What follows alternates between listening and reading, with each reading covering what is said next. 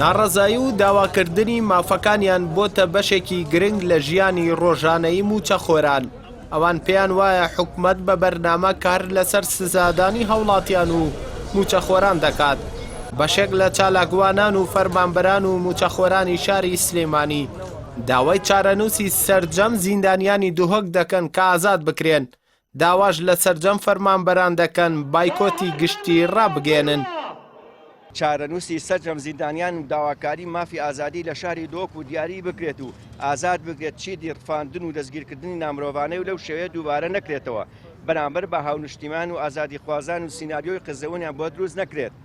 دوو چیدی موچە و قوتی موچەخۆران تێکەڵ بە ملانی سیاسی نەکرێت لە کاری خۆیدا بدرێ و کۆتایی بێنرێ بە دزینی موچە.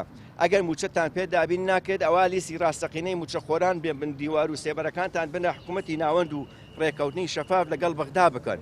لێگەڕێن با موچەخۆران موچەکانیان ڕاستەوخۆ لە ڕێگەی کارتی بانکەوە لە بەغدا وەرگرن. سێیەم داوا لەسەر جەمفەرمانبەرانی کوردستان لە زاخۆ تا خانەقین دەکەین لە سبەی یەکشەمەوە بایکۆتی دەوام بکەن تا داواکاریەکانمان جێبەجێ ئەکرێت نەگەڕێتەوە سەر کارەکانی لە پێناو مافەرزەوتکراوەکانی ئەمە ئەرکی جێبەجێ بکەن.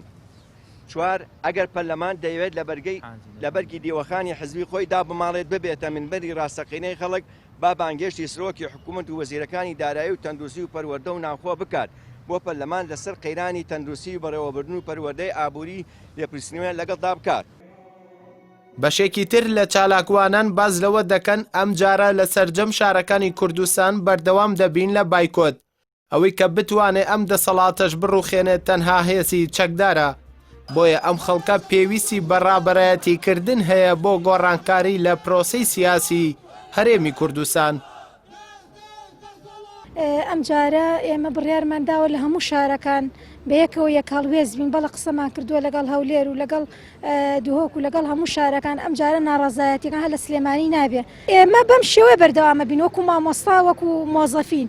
ئیتر ئەوەی کە کەوتووەتە سەرشانی و ئەم حکومەتە بڕوخێنەوە هێزی چەکدارە بەڕاستی. باشە حکومەتێ نەتوانێت موچە دابین کە نەتوانێت هیچ شتێ بۆ میلەتە دابین کە یعنی حکومەتی چییە؟ نازانم حکومەت نییە بەناو کۆردانراون و خۆیان تێرەکەن بە خۆیان و ماڵ و مناڵیان بڕۆ هەمووی بوون بە ملیارلێرد و خەڵکیش مردووە لە برسان و هیوادارم کەسانێک دەرکەون ڕاپەڕینی سەرتاسەری بکەن.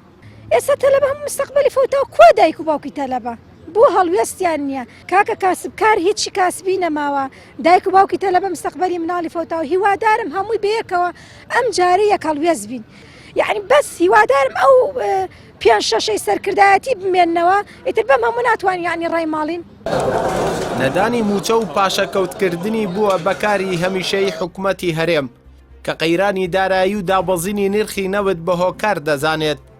بە وتەی شارەزانی ئابووری و ئەندامانی پەرلەمان ئەو بڕەپارەیی لە داهاتی ناوخۆ و خاڵە سنووریەکان دەست حکوومەت دەکەوێت دەتوانێت بەبێ پاشەکەوت و لێبڕین موچەی فەرمانبەرانی دابین بکات. بەڵام حکومەت هەر جارە و بە بیانوویەک زوڵم لە موچەخۆرانی خۆی دەکات. هەردەڵا محەممەد کەناڵی پەیام سلێمانی.